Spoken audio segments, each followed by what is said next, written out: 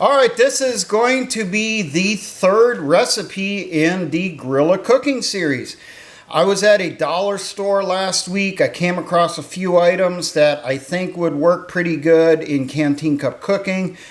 And, you know, this is the first of the recipes I'm going to throw together. As you can tell from the description, it's Canteen cup macaroni and cheese. Now, yes, I know there's tons of videos on YouTube about this. I did a search literally right before we started while I was waiting for Combat Cameraman to show up. And everybody has their little ways of doing it and all that, their special secret ingredients and everything. But I'm coming at this from the KISS principle for you. To keep it simple, stupid. Okay, what's the base recipe you can do and add to it as you want. So first off, you're going to need between a half a cup to 1 cup of dried pasta. Either shells or elbows work the best, and yes, these are a long-term storage item. You can cache them. Not too much of an issue.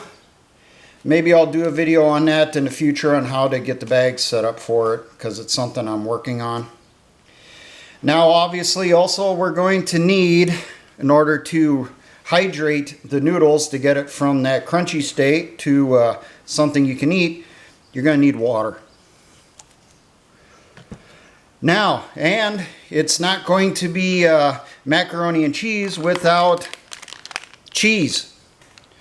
This is what I came across. Dollar store had regular or original Velveeta. I decided to grab jalapeno, toss my little thing in there, so to speak. You can add other stuff to it so that you can turn it into, I'm just going to turn this off for now.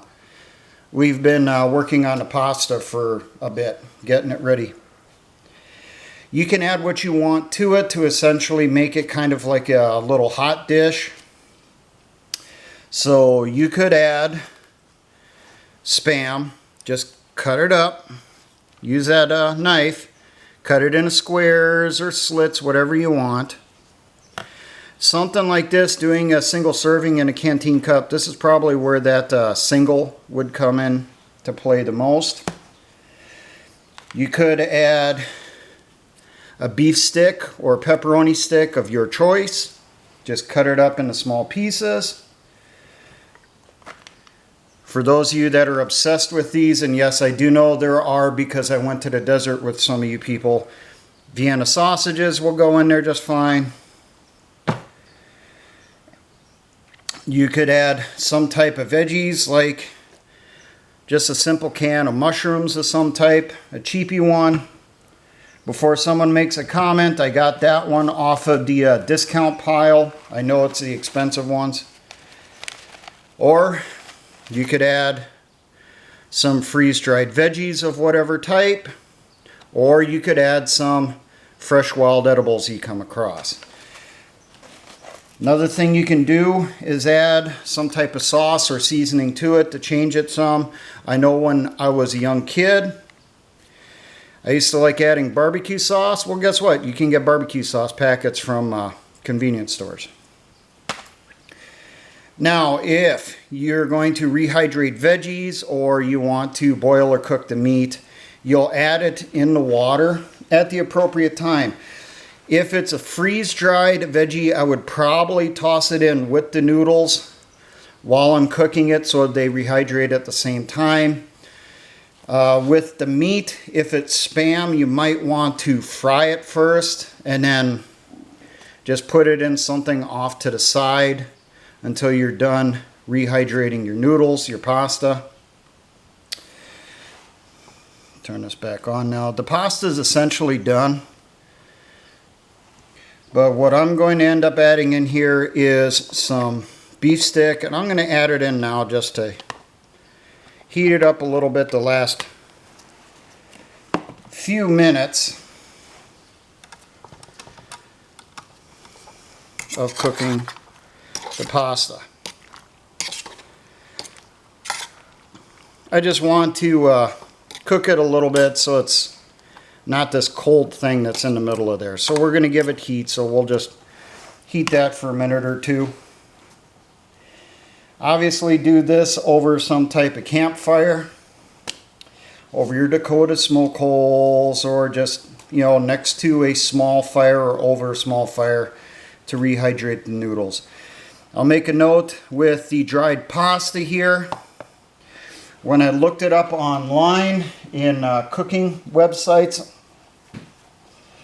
the ratio on pasta from uncooked to cooked, dried pasta will increase to 1.5 times its original size up to twice its original size. So take that into consideration when you're choosing the vessel that you're going to do this in, whether you're going to do it in a canteen cup or if you want to do it inside a mess kit. I'm doing this as one serving. How much pasta? Between half a cup to a cup. Base it off of how much you can eat, how much you want to eat, how much time you have. You know, you may only have a few minutes till you have to head up on guard shift. How long does it take to cook the dried pasta? Anywhere from 10 to 20 minutes. It just depends on the heat coming off of your heat source from your flame that you're doing this. So we'll set this off to the side here.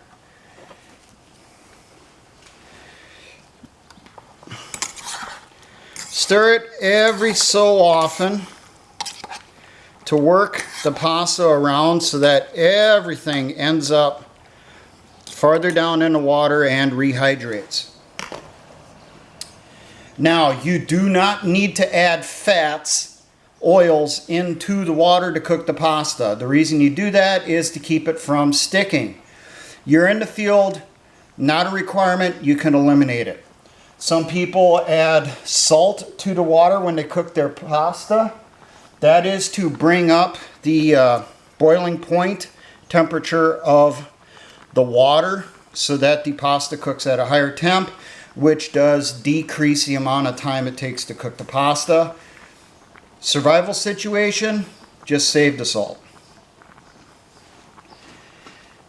How do you know the pasta's done? If cameraman will get a look here.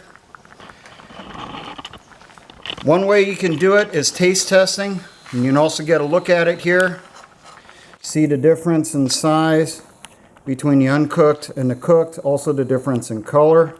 Pasta, typically, if you're using regular pasta, not some special thing like whole wheat or something like that, it's going to turn a whitish color. So, I'm going to turn off the heat now.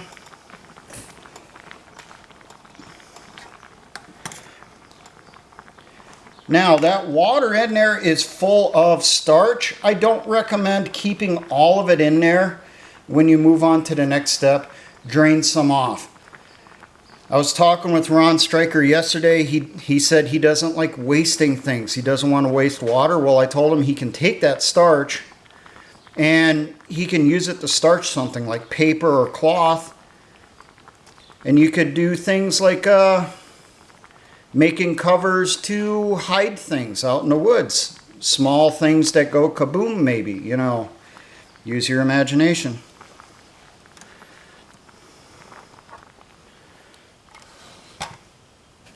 So drain off most of the water, not all of it.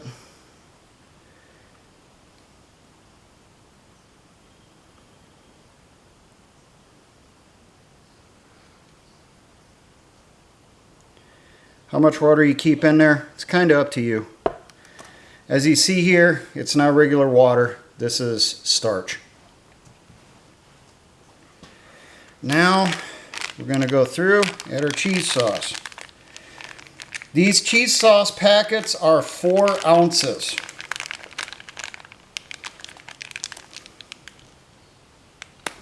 So one of these packets could be good enough. You probably could do 2 servings.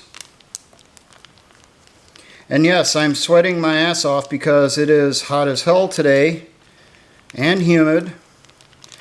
And I'm dumb enough to do a cooking video with a hot stove out in these conditions too, so I'm sweating like hell. And Combat Cameraman is snickering. Get out as much of the sauce as you can from the package, so you don't really waste anything, or try not to.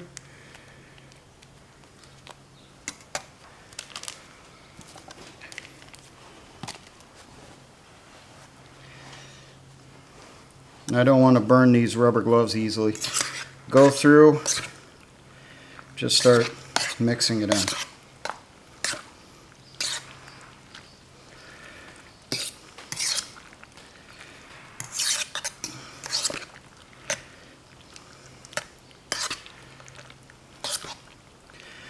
See, leaving just a little bit of that starch water in there will make it a bit more creamier, and it helps melt the cheese quicker.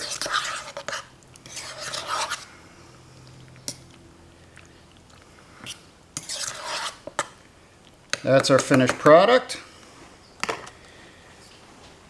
Now, I decided, and I didn't tell Combat Cameraman this before he got here, we're going to do a little taste test on the experiment, so he gets to try some too.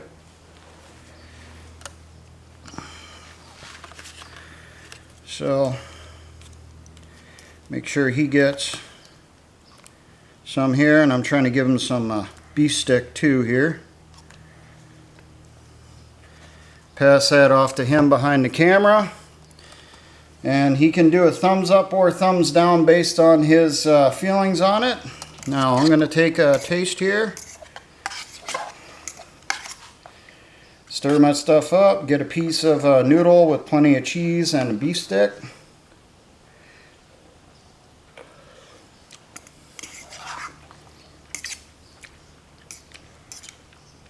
I don't know if I can make the decision on just one bite. I'm going to have another bite.